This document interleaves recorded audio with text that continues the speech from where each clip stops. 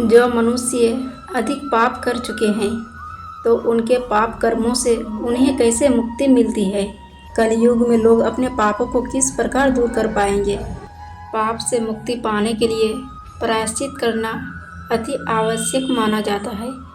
प्रायश्चित का अर्थ है अपने पापों के लिए पश्चाताप करना और उन्हें सुधारने के लिए प्रयास करना। प्रायश्चित के कई तरीके हो सकते हैं, जैसे कि दान करना, उपवास करना या धार्मिक अनुष्ठान करना। सत्य, दया, तप और दान, इन चारों धर्मों को पैर कहा गया है। सतयुग में मनुष्य द्वारा गृहस्थ जीवन में धर्म की ये चारों टांगें होती है। त्रेता युग में धर्म की एक टांग झूठ, हिंसा और अपने चीज में संतुष्ट न होने के कारण कट जाती है। द्वापर युग में धर्म की दो टांगें हिंसा, असंतोष, झूठ और लड़ाई झगड़ा के बढ़ जाने से या कम होने के कारण केवल धर्म की दो टांगें शेष रह जाती है। कलयुग के कलाकार में अधर्म की वृद्धि के कारण धर्म की केवल एक टांग शेष रह जाती है। जब मन, बुद्धि और इंद्रियां सत्व गुण प्रदान होती है तब सतयुग का समय रहता है। इस काल में लोग तपश्चर्या और ज्ञान की प्राप्ति में लगे रहते हैं। त्रेता युग की प्रवृत्ति रजोगुनी है और लोग धर्म, अर्थ, काम की सिद्धि के लिए प्रयत्नशील रहते हैं। जब लोभ, असंतोष, मान, दंभ और रजोगुनी प्रवृत्ति के हो तो द्वापर समझना चाहिए, और जब छल, कपट, पाखंड, आलस्य, निद्रा, हिंसा आदि का ज़्यादा बोलबाला हो तो कलयुग समझना चाहिए। मनुष्य को अपने पापों से मुक्ति पाने के लिए ईश्वर के नाम का संकीर्तन करना चाहिए। यह करने से आपके हजारों पाप एक पल में नष्ट हो जाती है।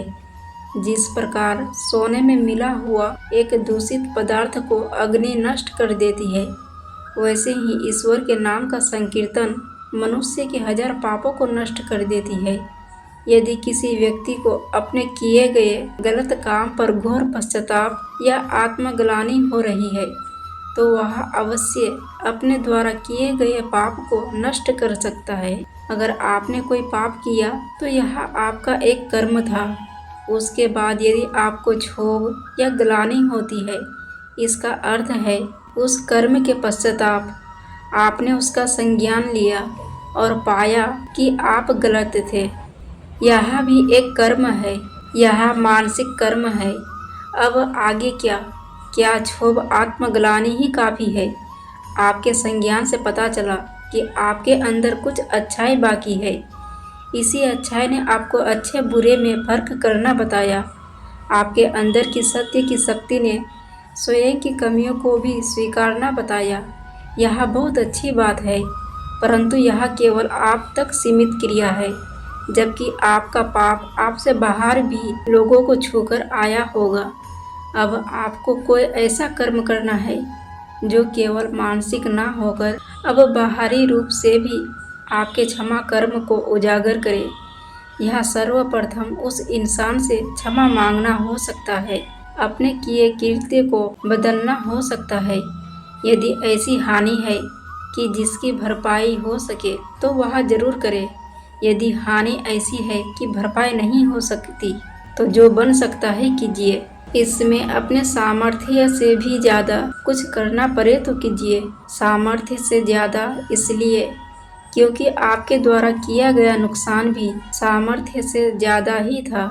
इसके बाद आपने जो संज्ञान लिया उसे केवल उस कर्म या उस समय के लिए सीमित नहीं छोड़े। उस संज्ञान से अपने जीवन में बदलाव लाए।